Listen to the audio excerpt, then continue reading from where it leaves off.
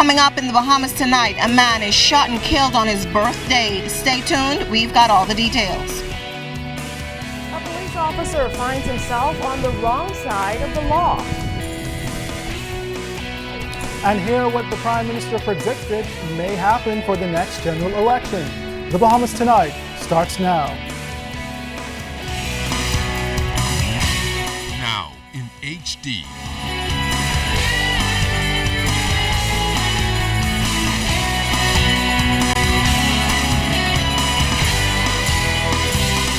ZNS Network presents The Bahamas Tonight.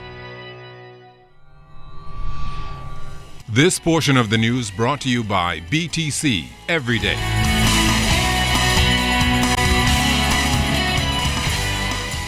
We can finally say it, less than 24 hours to go before the first baton exchange here at the World Relays of the IAAF here in the capital city of Nassau. Good evening, everyone. I'm Keishla Adderley. And I'm Andrew Knowles. Thanks so much for joining us. But first to our top story. It was supposed to be a day of celebration, but the birthday of the latest murder victim ended up being his last. Police here in the capital report that the country's latest murder victim walked into a local convenience store where he met his untimely death. Now, our Janaea Noel Ferguson was first on the scene. She has this story. Manhunt for the suspect responsible for a shooting this morning on Lightbourne Avenue that left a man dead. Officer in charge of the Central Detective Unit, Superintendent Paul Roll, says the victim had just pulled up to a convenience store that he frequents when he walked in on an attempted armed robbery. The owner of the store had just opened when a gunman entered. A lone male approached the door wearing a white cloth over his face and armed with a handgun. Came and attempted to make his way into the store.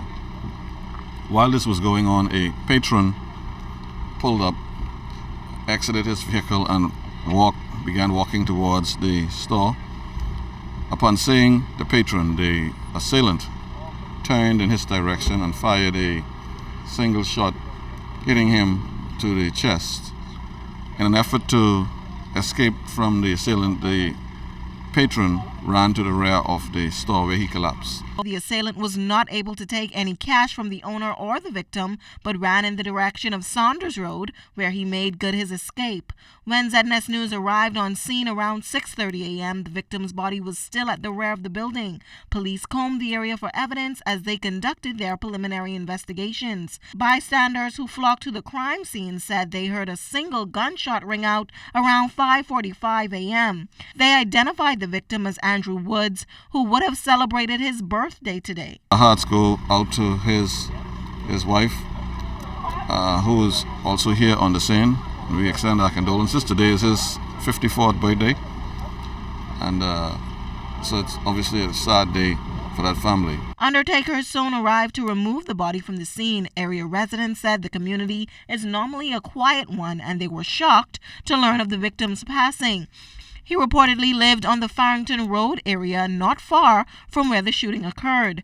Meanwhile, police say they are on the lookout for the suspect. He is described as being dark complexion, about 5'8", low haircut, and slim built. That's about as much we were able to get so far.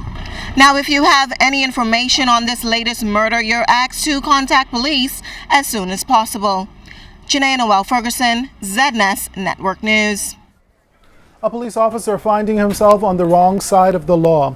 30-year-old police constable Cedric Roll appeared in the South Streets Magistrate Court today, accused of burglary and causing harm. Court papers show that the Abaco resident broke into the Dundas Town Abaco home of Okita Parks shortly before 10 p.m. on Tuesday, May 20th, and intentionally and unlawfully caused harm to Whitney Thomas. Roll was not required to enter a plea to the charges. A voluntary bill of indictment will be filed.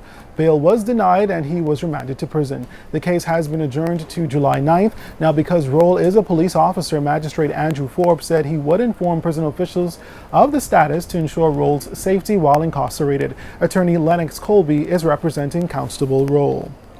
While Central Detective Unit officers still have to confirm the country's official murder count to the public, Police Press Liaison Officer Superintendent Stephen Dean admitted that authorities continue to take a multi-dimensional approach to address crime. Along with routine patrols and searches, Superintendent Dean affirmed that one of its community-based strategies, Urban Renewal 2.0, is an important tool in the force's arsenal. Officers assigned to the Urban Renewal Division of the Royal Bahamas Police Force, they are on the ground. They are on the ground as the forerunners. When we talk about crime prevention, they do crime prevention at its best. They are in the community, sensitizing the community, talking to young men, talking to parents, finding alternative for young men and children. And I can tell you that the crime prevention part of what we do, and added to the National Crime Prevention Office, is doing a lot to minimize incidents of crime, particularly in the high crime areas. Now, Superintendent Dean maintains that while people expect to see immediate change, Urban Renewal's strategy of targeting young people through its youth-oriented programs is having an impact that will be realized in the long term. Keep in mind that more than 500 young women and young men are enrolled in the Boys and Girls Club, where they learn discipline, take computer classes, and participate in other activities. Then there is the marching band that has nearly 1,000 young members. When you calculate all of that, that's almost 2,000 young people that we know, based on our statistics and empirical evidence, that they will not get in a life of crime. And we think if we take that chunk, and we're not just doing it in isolation, we're doing concentration, collaboration with community members, community leaders, stakeholders, what we are gathering on the ground as we talk about this whole issue of crime, our people realize that enough is enough. We realize that we are a crossroad in the country, and this is time with all hands on deck. We don't need nobody in the stands, nobody in the pathway as we looked at addressing this issue of crime. Everybody must get on board.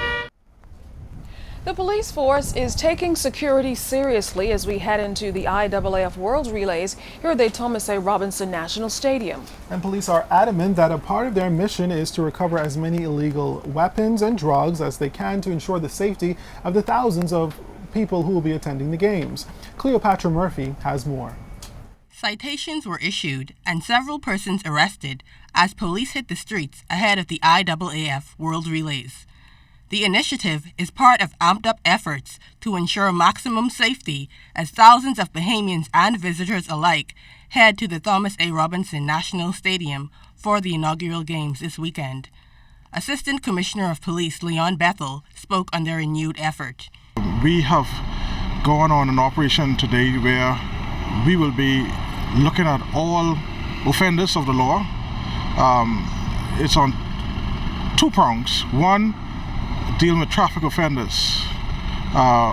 We have a number of locations being manned by hundreds of police officers right now. He assured that officers will also be targeting drug houses and leave no stone unturned. Officers targeted the intersections of Meadow and Nassau Streets, along with Beluho Road and Ponciana Drive, but Bethel confirmed they will spread their reach in the coming days. Until the relays are done, he says officers will conduct stop and search exercises, issue tickets, and search for wanted persons. We expand into the western area, the southern area, and also the eastern area. In fact, you need to know that the policing for the stadium extend all through New Providence. Bethel maintains police intend to do whatever is necessary to ensure people feel safe at the game. He also sent this message: troublemakers are not welcomed at the National Stadium. With this event coming, it is very critical that everyone who is going to the stadium, they know that their police force is here to make sure that they are safe and that no one can hinder their progress to the stadium and even after the relays are finished. People with electronic monitoring will not go into the stadium. To reduce the occurrence of any incidents, police will be stationed at all roadways leading up to the National Stadium. Cleopatra Murphy, ZNS Network News.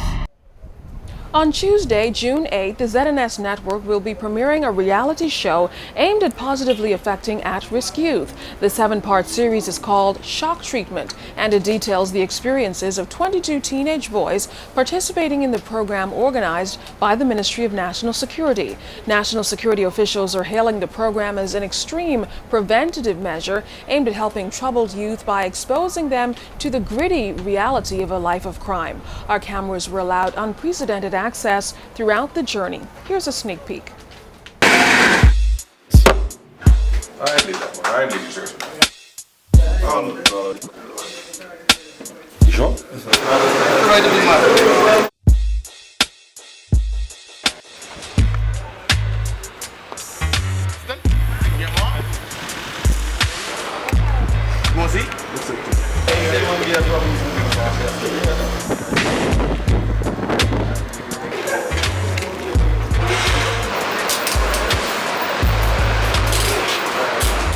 When you back up the teachers, they ask you a question. You ever been in class before? Yes, sir.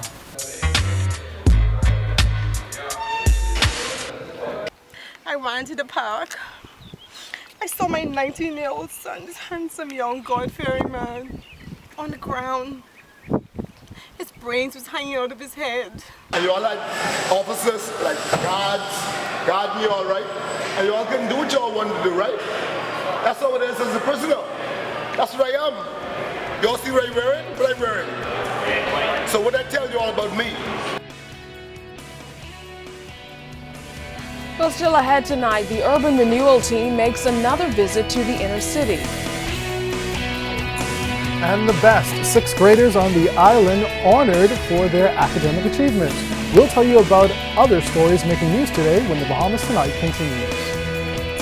This segment of the news is brought to you by Shell Quality Fuels.